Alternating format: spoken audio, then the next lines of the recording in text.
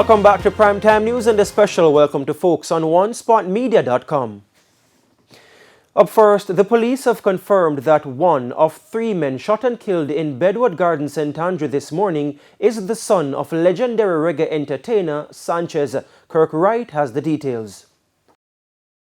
The police say the 3 men were shot around 5 this morning in the vicinity of a football field in the Bedward Gardens community of St. Andrew.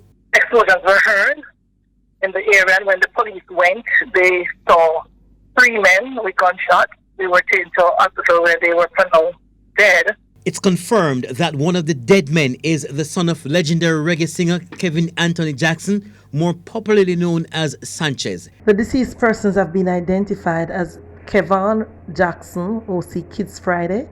He's 21 years old from Bedward Gardens. Rashid Edwards, OC Boopy, 24 years old.